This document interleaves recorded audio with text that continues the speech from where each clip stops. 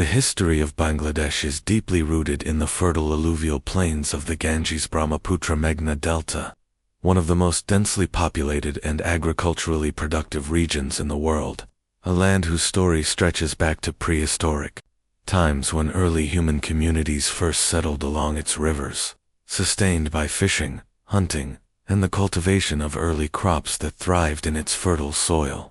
Archaeological evidence suggests that human habitation in Bengal goes back thousands of years, with Stone Age tools found in places like Bogra and Camilla, pointing to prehistoric settlements long before the rise of formal kingdoms.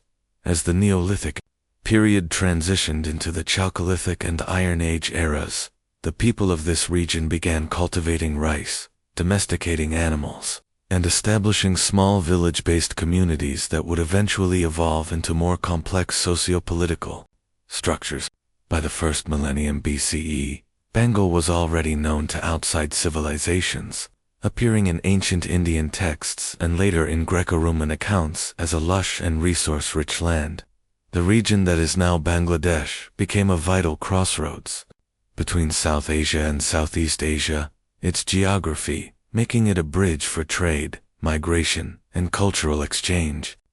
In early times, the area was known as part of the larger cultural region of Vanga, or Benga, a name that appears in Indian epics such as the Mahabharata and Ramayana, where the people of Vanga are described as seafarers and warriors who participated in distant campaigns.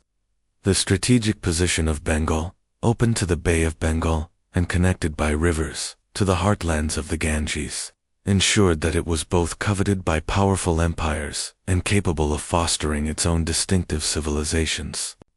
In the early centuries BCE, Bengal was incorporated into the Maurya Empire under the leadership of Chandragupta Maurya and later Ashoka the Great, whose Buddhist faith left a lasting imprint on the spiritual life of the region, with stupas and monasteries rising amidst the verdant landscapes.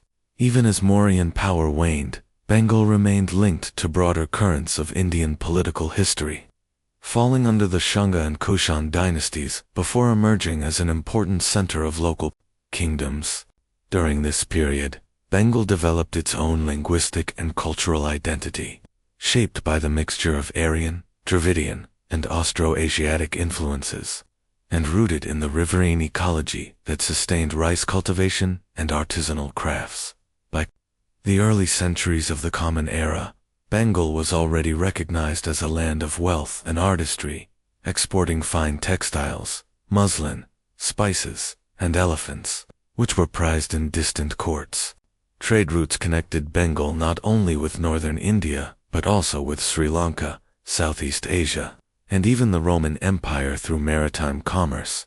It was in the Gupta period, roughly from the 4th to 6th centuries CE, that Bengal witnessed a flourishing of classical Indian culture, as the Guptas extended their authority into the region, bringing with them Sanskrit learning, Hindu religious traditions, and the artistic styles that came to define the golden age of Indian civilization. Yet Bengal was never merely a passive recipient of outside influence. Rather, it absorbed, transformed, and localized them. In these centuries, local dynasties such as the Varmans and Gaudas rose to prominence, and the region began to assert itself as a distinct political and cultural zone.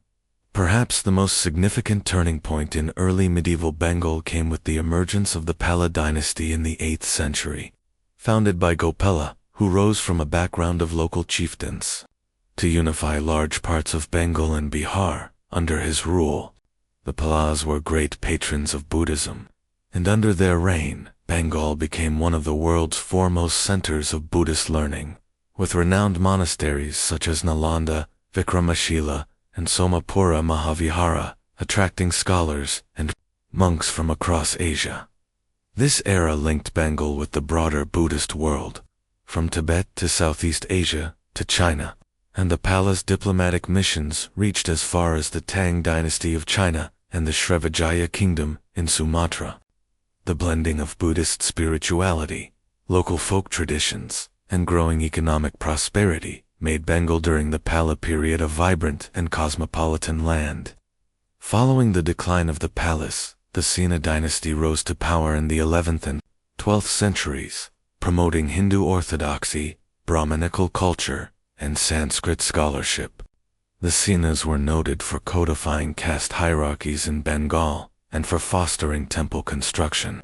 But their emphasis on Brahmanical values sometimes conflicted with the more egalitarian traditions of Buddhism and local cults, creating tensions that reflected the diverse cultural matrix of the region. By this time, Bengal was already home to a unique identity that blended Vedic, Buddhist, and indigenous traditions, producing a literary culture that laid the foundations for the Bengali language.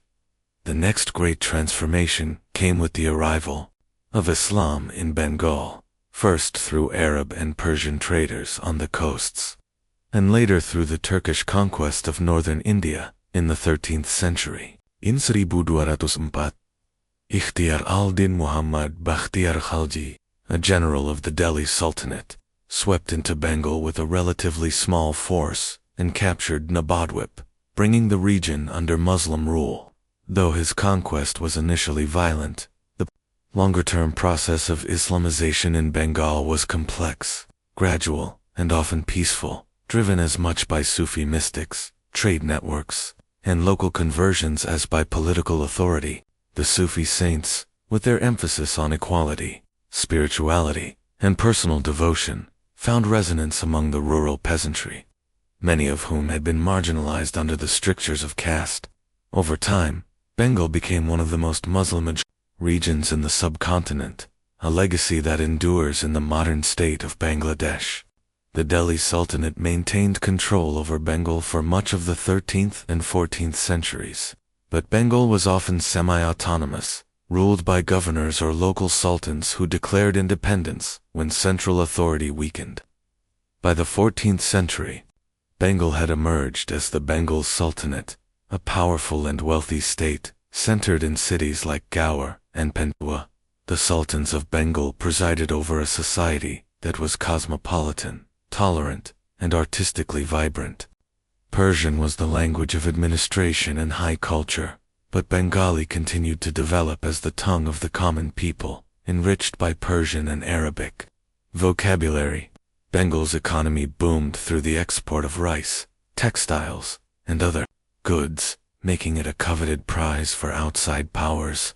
Its ports connected it with the Indian Ocean trade networks that linked Africa, Arabia, Persia, India, and Southeast Asia.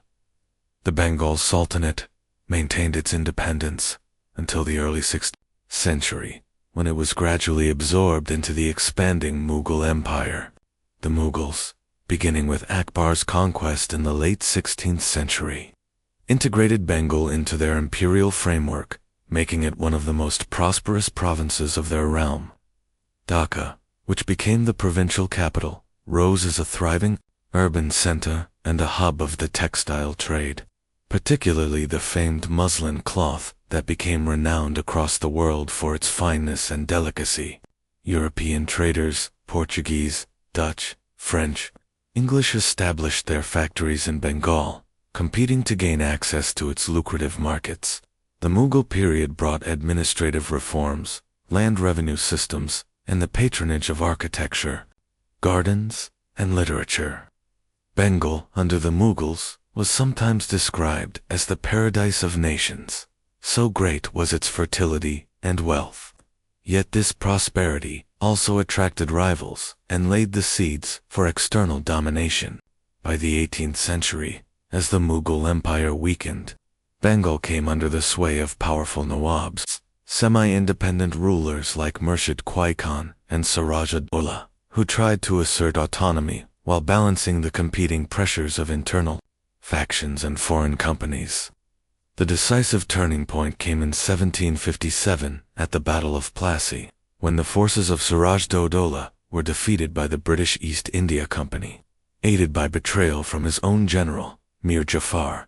This battle marked the beginning of British colonial dominance in Bengal and, by extension, the subcontinent.